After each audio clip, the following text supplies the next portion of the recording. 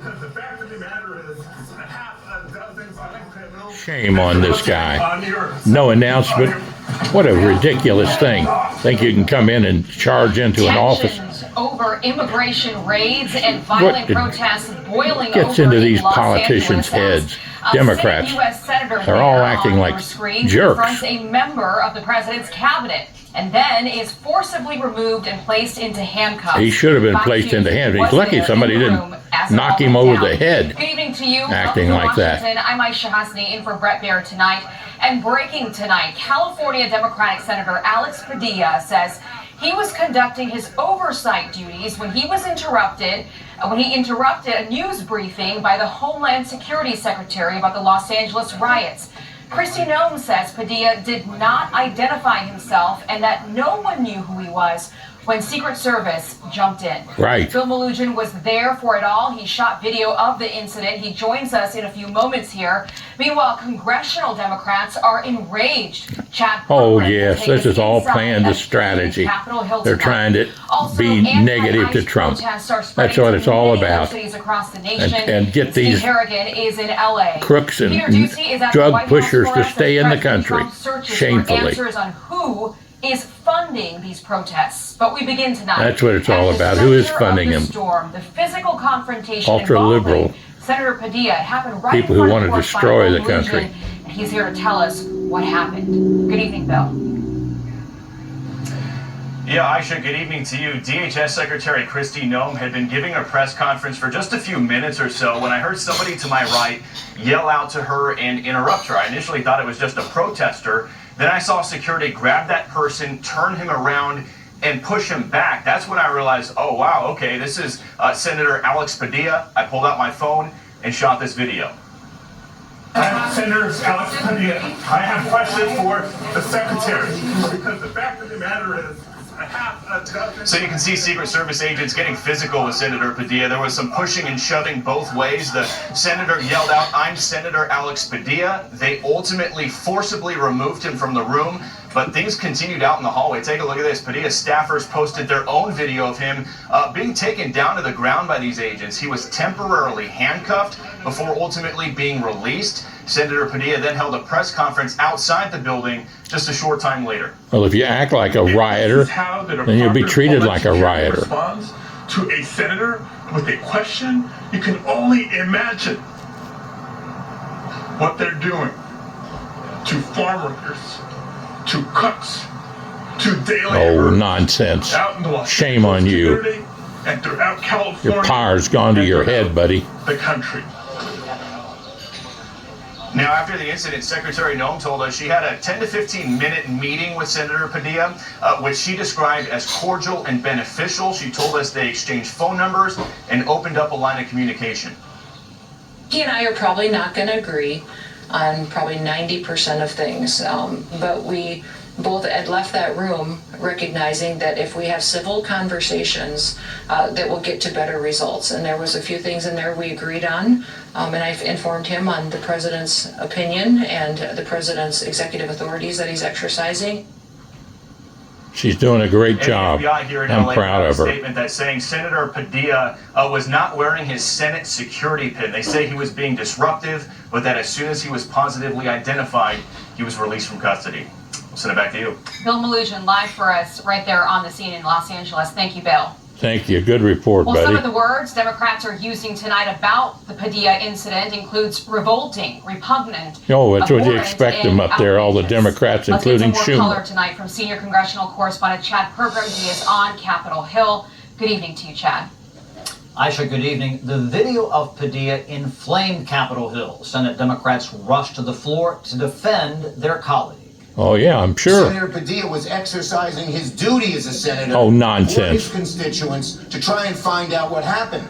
Nonsense. And instead, he gets manhandled, thrown out of the room. He was the one manhandling, buddy. Handcuffed.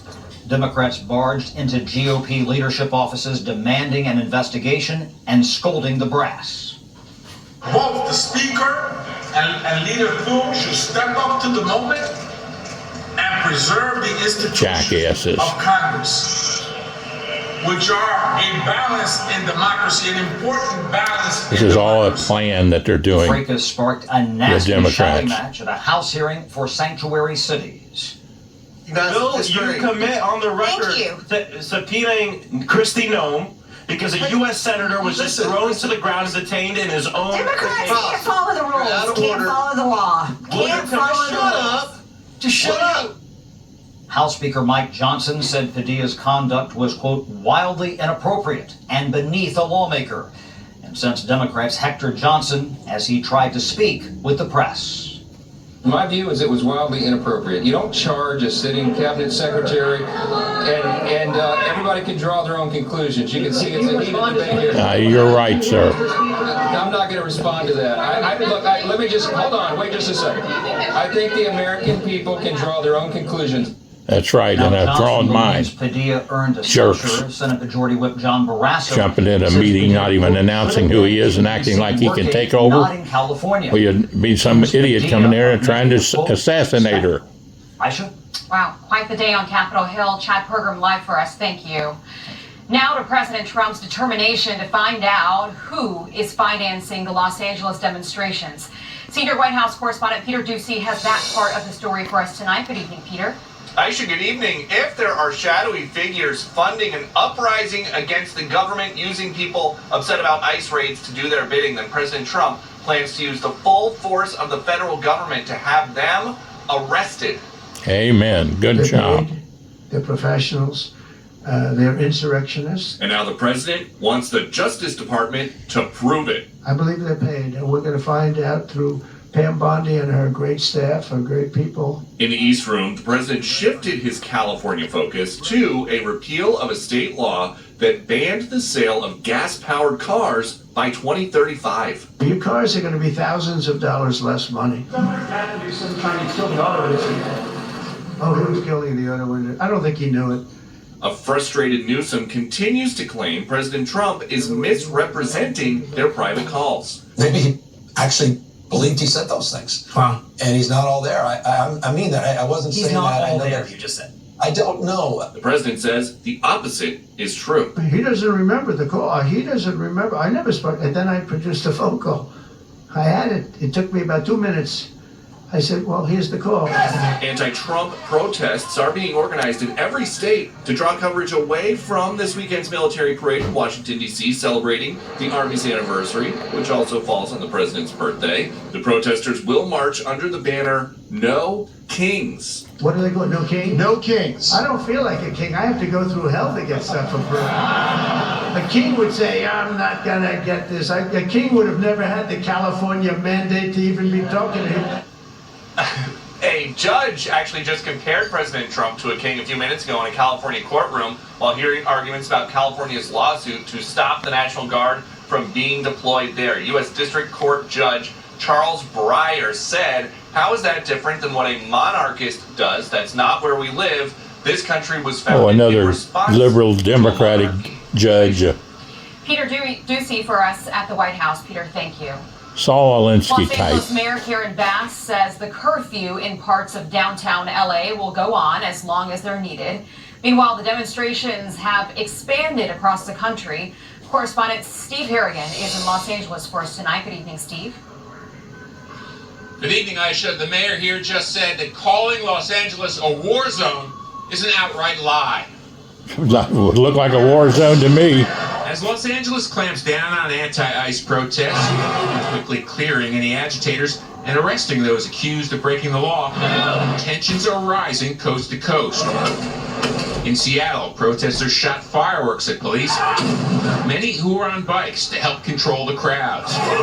Protesters also set fire to an American flag. At least 8 were arrested. To Arizona, where protesters in Tucson carried homemade shields and threw a metal fence and paint at federal agents guarding ICE offices. At least 3 people were arrested. Nevada, as police deployed tear gas after hundreds gathered near the federal courthouse in downtown Las Vegas. You don't even know what's going on in your own city, Mayor.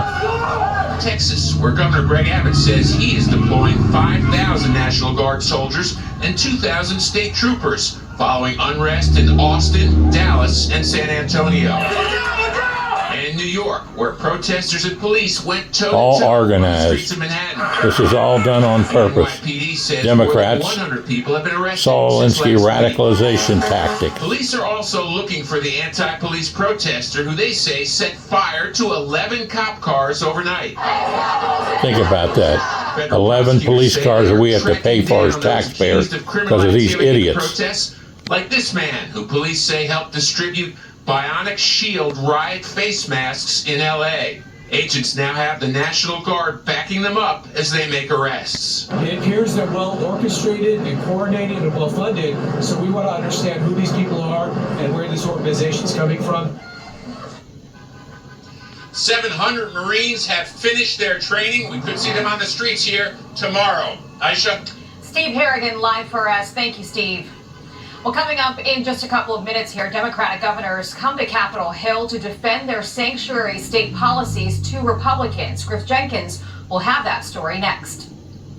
You are not advocating on behalf of these victims. You are shielding illegals. Even in your opening statement, you prioritize putting illegals first. Rapes of young girls, beatings of NYPD cops.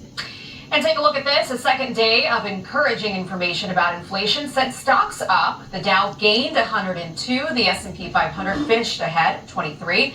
The NASDAQ rose 47. Up next, a sole survivor in a horrific plane crash in India. We will have a report from there. But first, beyond our borders tonight, the death toll rises to 57 from flooding in one of South Africa's poorest provinces. Officials say a lack of resources is paralyzing rescue efforts. Heavy rain caused a river to burst its banks in the pre-dawn hours of Tuesday, and then floods swept away people along with parts of their homes and their cars.